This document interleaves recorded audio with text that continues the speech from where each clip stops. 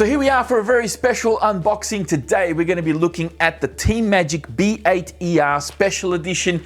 As you can see, this is a 1/8 scale four-wheel drive buggy that comes as a roller. You will of course need to do a bit of work here to get this guy finished up. Now just very quickly, the B8ER is not a new car. Team Magic have actually had this car for some time. They've got it available in a nitro as well as a electric ready to run. So if you want to pick one of those up, it definitely can. But if you want to get one of these that has all the bells and whistles and a bunch of different upgrades on here, stick around because I'll show you what this guy has got to offer.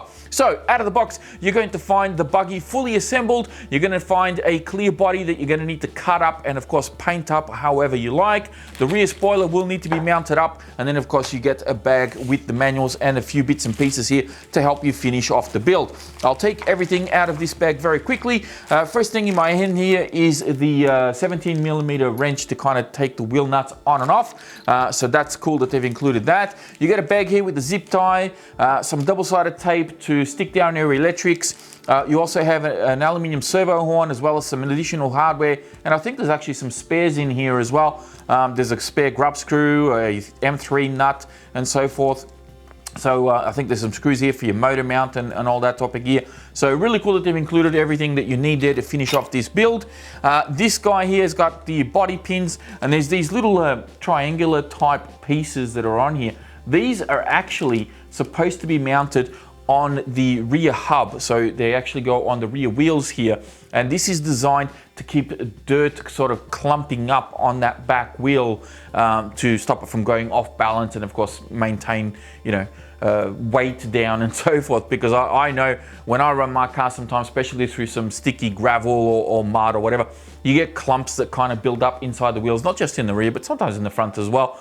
You know, your wheels kind of go off balance. You got to get in here and clean it up. So it's really cool that they've included this with this buggy. It's not the first time I've seen this type of thing.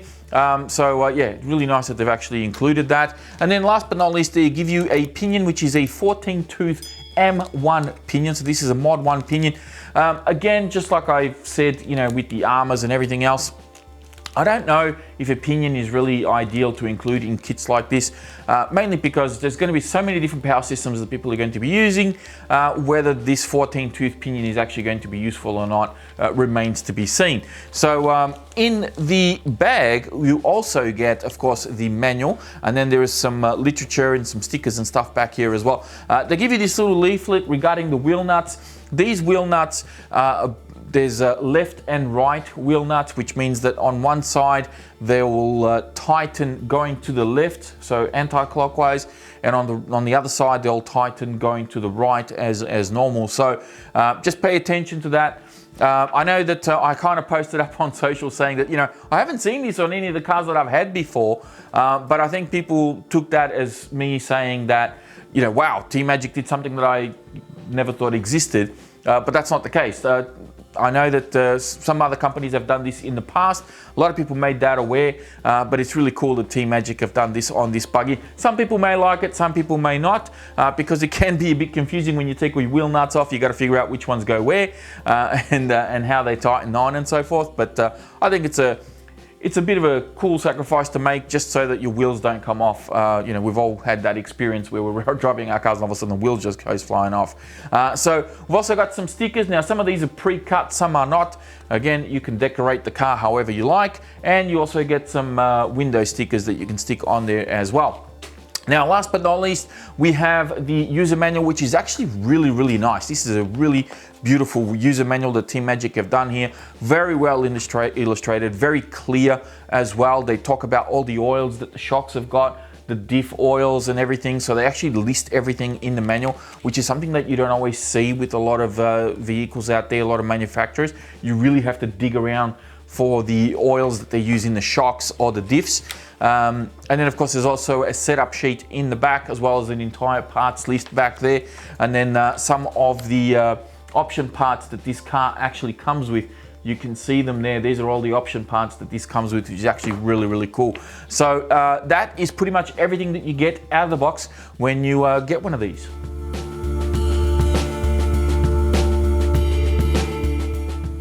Moving on to the car itself, if you haven't seen one of these up close, now is your chance. We've got our battery over here ESC will mount up here, motor on this side, servo over there, and receiver box up the top.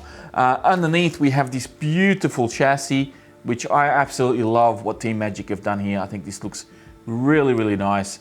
I really like what they've done with this particular car. It's going to be a shame to scratch that thing up. Now, for those of you with a keen eye, you might actually see a lot of similarities here compared to the Seth Desert car that you see over there. Essentially, from what I can gather, and having these side by side, the front and rear ends of these cars are pretty much identical. So the A-arms, shock towers, shocks, everything here is going to be exactly the same as what you see on the Seth over there, except of course this has got a few little upgrades. So when we look underneath, for example, you see that the arms are actually the same as what comes on the Seth car. But of course on the Seth they've got some extensions to make the car a bit wider. So even though they're using the same arms on a truggy chassis, if they had left it as it is on the buggy, it would look really narrow but very long. So they've widened it out, not by getting new arms and new drive shafts, but just by extending out the axles a bit. And that's how they got the extra width on that particular car. So with that out of the way, let's move on to wheels and tires. The tires on this feel absolutely fantastic. I think these are going to do really, really well in the terrain that I run on. They got a nice deep tread. The rubber feels nice and soft. My only critique here is I wish they had firmer foams. I think their foams here probably feel a little bit soft for my liking, but hopefully they'll hold up okay. The wheels are this 6-spoke K-Factory wheel, which has a bit of flex to it, which is good, which means it's not going to just snap off on the first bad landing. So I'm looking forward to trying out these tires. I think they're going to do very well where I normally run my cars. Of course, this isn't going to be suited for everybody, but given the application of the car, I think they've done pretty well on the wheels and tires.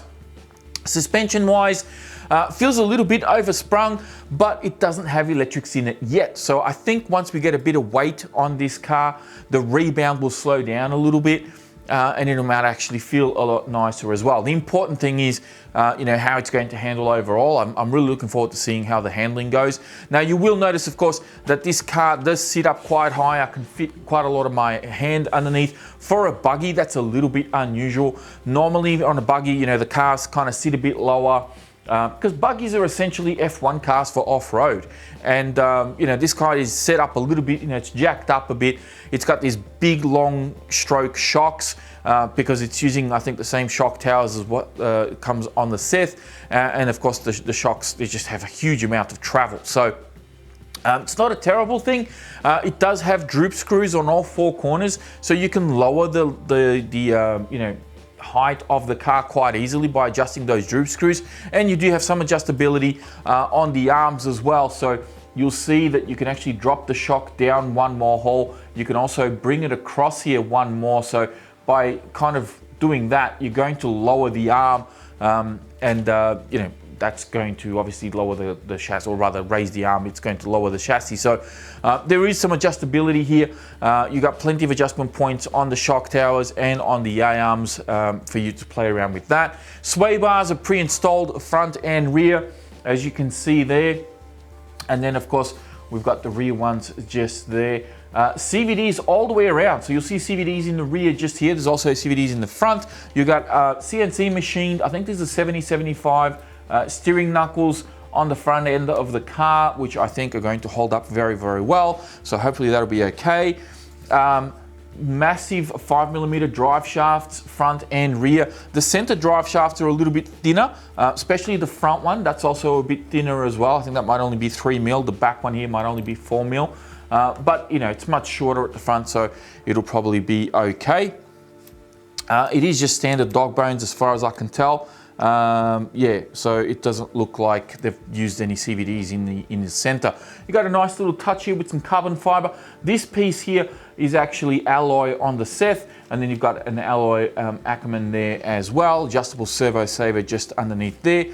So CNC machined 70-75 chassis braces. So this one is a K-Factory chassis brace, and you've got another one tucked away in the front just there. Alloy body posts on the front and rear of the car. The shock towers with metal standoffs that you see here, Front one's 5mm, and you can see it's machined as well. I'm not 100% sure if these are 70-75. I think they are, but I'm not 100% sure because it doesn't actually say. The rear shock tower is 5.5mm thick, so they've actually beefed up the rear shock tower a little bit, which is a nice touch. Adjustable camber links on the rear, adjustable camber links on the front, and of course you've got adjustable toe links just here for your steering as well. These are a little bit thin, but I think given the type of car that this is, it might be okay. Now they talk about a hardened diff case in the center here. You can see that this is a different color. This is not alloy or anything like that. This is plastic. So they're obviously using a different composition of plastic there to harden that so that it doesn't deform or anything like that. Do have a CNC machined spur gear in there as well. The diff gears, the input pinion and bevel gears on these diffs are actually CNC machined as well. Very precise, and it's just the whole thing just rolls really, really smooth. So I think this is actually going to work very well overall. You also have beefy alloy hinge pin braces on the front of the rear A-arms, and then on the rear and the front of the front A-arms. So you'll see them there as a good look, a good view for you there. So you see them mounted up just there. So this is actually going to hold up pretty well, I think. Battery tray has 4 battery straps. As you can see, it's also padded on the base, which is a nice touch. Drip screws I talked about before. Wing mount actually feels really nice and sturdy, and I do like the way that it's bolted on. And if you have a look, the whole wing mount kind of follows through into the rear chassis brace. So if this does take a hit in the back here, it's going to transfer into the shock tower that's mounted onto the chassis brace, and you have all this bracing back here as well, which I think is going to take a lot of abuse for you to cause any damage there. So I really like that design. I think this is actually going to hold up very, very nicely. Yeah, I just love that, Jesse. I'm feeling it underneath, which is really cool. So you'll notice here as well, you've got these 4 screws, which is normally where the nitro engine would sit. And then when you do an electric conversion, that's usually where the electric motor would sit. But that's where the ESC sits on this one. The motor sits on the opposite end, so you don't have to go through those, undoing those 4 screws to do your gear mesh, which can be quite annoying. So I like that they've done that a little bit different there. That's definitely a nice touch. I think this is going to work very, very well. So I think I've covered pretty much everything I need to cover on this guy. The shocks, the gears, the little beefiness that they've done on this car. I'm going to be really keen to be putting my electrics in here, and then I'll show you the finished product at the end of this video.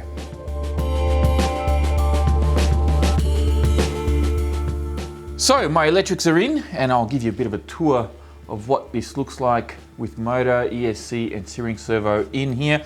Servo is one of these diamond something there from AliExpress. They're pretty cheap. They're a 45 kilogram servo. They seem to work okay, but at 45 kilos you need to be running at 7.4 volts. The BEC here is only 6 volts, so this is running about 35 kilograms, which for a 1/8 scale buggy is still huge, but it's not super quick. It's quick enough, quicker than what you'd find in a standard servo, for example, but like, a standard ready to run servo. But yeah, I may swap this out in the future for something else if I get my hands on it. For now, this will do just fine. The motor is a 4274 2000 kV, and we're paired up to 150 amp Hobbywing ESC. You may recognize this combo. This was the same combo that I put in my Limitless Phase 1. This was the very first one that I used, and it got me to 90 miles an hour in the Limitless, which is a 1/7 scale. It's much heavier than this. So I figured, you know what? This is rolling around. It's been rolling around in a spare parts box for quite some time now. It's too good to sell, so I don't want to sell it. And I've been waiting for a project to throw this into, and I figured, you know what, I'm going to throw it in here, see how it performs as a basher combo, which I'm pretty sure will perform just fine. And I know it's got plenty of power, so we'll go with that, and that'll be that. I'm running the stock pinion that the car came with. I'll see how it goes with that. If I need to gear up or gear down, we'll alter that after the first run or two, so we'll see how we go. Now, really cool feature with this car when it comes to mounting your electrics. ESC tray, battery tray, and receiver box all comes out in one piece. So it's all, like this whole side is all one module, which made it super easy to install the electrics. There are 6 screws underneath, so you got the 4 screws there, these big ones that would otherwise be for a nitro engine, and then you've got this guy just over here and this guy just over here. You take those 6 screws out, the whole thing comes out, everything comes attached, and it's super easy to work on. Now that I've got my servo connected up, you know, you got to be careful because obviously there's going to be an extra wire there, but if the servo wasn't connected in here, the whole thing comes off, which is brilliant. Like it's such a cool little idea. I think it works very, very nicely and made my life real easy to install this combo. Now, I did do a RC pit stop video showing the install of this. So if you want to look at, watch that for some more extra detail, some more extra information, be sure to check out that video. I'll have a link in the video description once that drops, because I'm going to drop that not long after this unboxing. Now, the other thing you're probably going to be noticing here is that I don't have the aluminium body post on this. And that is because I cut out the stock body that this came with, which is this one here. Now, I haven't cleaned up the edges yet, so don't kill me in the comments saying that I've got jagged edges on here. I only just finished cutting it. I haven't done the Dremel thing and cleaned it all up. I still got to do a little bit of a cutout here, which I was quite surprised with, because it needs to clear this arm over here. It doesn't quite clear it, which is very interesting. I did show that to Team Magic. I find that a little bit odd. But essentially, when you got those body posts out, those alloy body posts, the body sits perfectly fine on the chassis. You can see that it actually sits really nice. It's nice and flush. Everything is as it should be. However, when I actually had the body posts on here, you can imagine my surprise when I finished cutting the body and I was like, cool, I'm gonna go put the body on. And I put the body on this guy, and now the body sits up above the chassis. And I'm like, hang on a minute, what's going on here? This isn't meant to look like this. I mean, there's a huge gap over here to begin with. The whole thing just sits really weird, which I find very strange. So I'm like, wait, do I have to take these body posts out? Why did they send these body posts? Why are they on here? So you take them out, and then of course, you can just use the plastic ones that are the default ones for the car. So I sent the question to Team Magic, who replied very quickly. It took less than 24 hours for them to get back to me. And they said that the body posts, these alloy body posts are here for when you want to run 6S. You actually don't cut the body on the line that it tells you to cut. Now, Team Magic were very kind to send out an additional body with this car. This was a spare body that they sent out, which was very nice of them. So I haven't cut this one. This is a brand new body, as you can tell, and you can see where the cut lines are for you to cut the body. Now, there is no information telling me that I had to cut the body lower or anything like that, but essentially they sent back some example photos, and the photos show one body cut to the line, as you see here, and another body was pretty much cut to where it bends, so right at the very bottom here. But there's no cut line there. So there's nothing indicating that there are multiple options for you to do that. You probably don't even need to cut all of this along here either. This can probably stay so that you can cover up a lot of these gaps. So this I find really interesting, because there was no information in the manual, there was no leaflet, not even in the spare body, there was nothing like that. There's no window masks in the spare body either, so just so you know. And there's no window masks with this one, which I find a little bit odd. So yeah, now I've got this body, which essentially is for 4S only, but I'm pretty sure I can fit a 6S in here. I'm going to suggest an alternative for this method that Team Magic have gone with, and hopefully that that may come to fruition in the future. We'll see how that goes. But yeah, now all that's left is for me to paint up the body, work out what I'm going to do, and yeah, I guess now we'll move on to the wish list.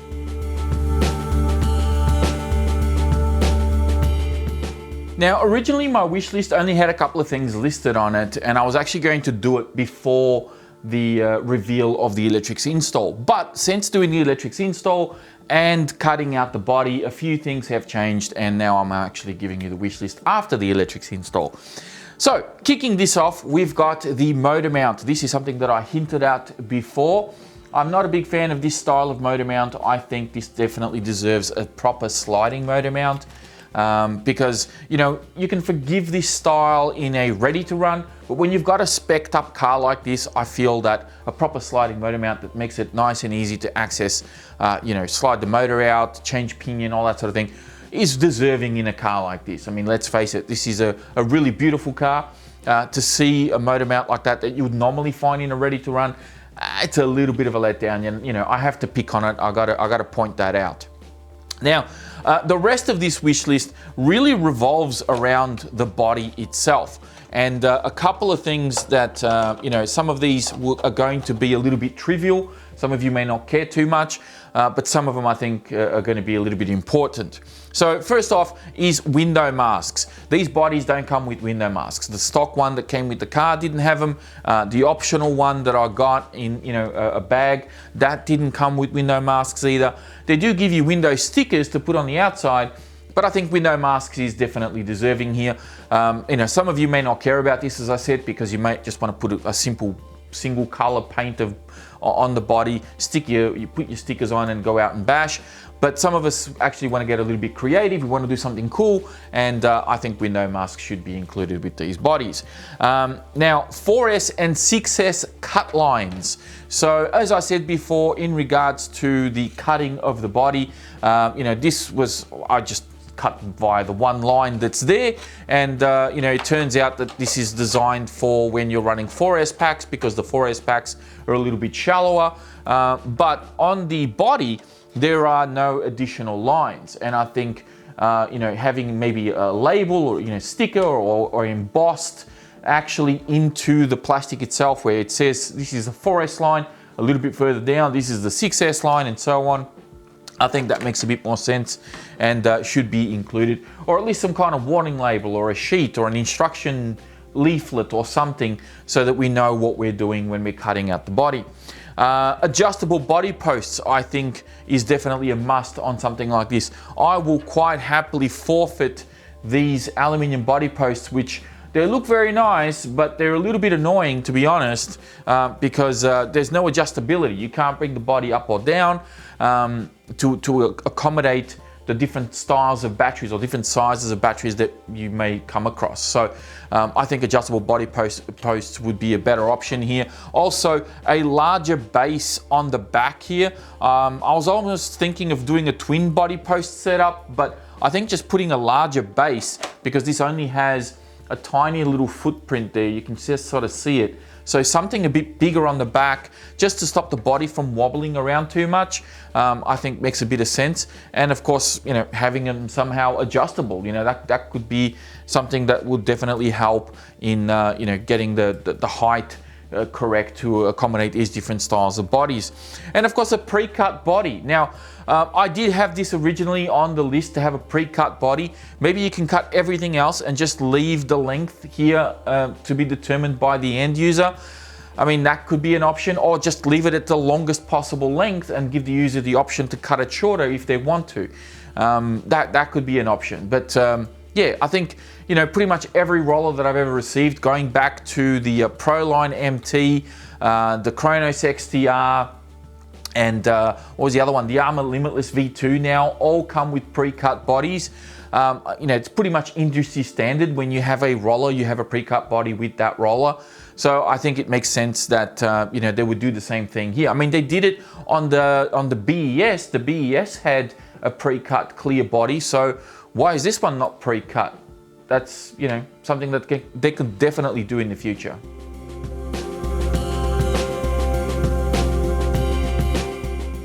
And that pretty much wraps this one up. Now, I do want to give a big thank you and a shout out to Team Magic for sending this car out for review. They have been supporting the channel now for about 7 years or so, and you know, they've done a fantastic job with this car. I think with just a few extra tweaks, we can see a really nice, clean presentation of this vehicle. I think there's still a few little things that they need to work on. It's nothing major, so hopefully we'll see some of those changes come through in the future. For now, just a big thank you for them for sending this out. I really do appreciate it. All that's left for me now is, of course, you know, waiting for a nice day, to allow me to go out there and run this, plug a battery in and see what this thing can do and how it performs. But for now, I'm going to leave this one here. Thank you all very much for watching. If you enjoyed this video, be sure to hit that thumbs up button before you go. Don't forget to subscribe to the channel if you're new, and I'll be speaking to you all next time.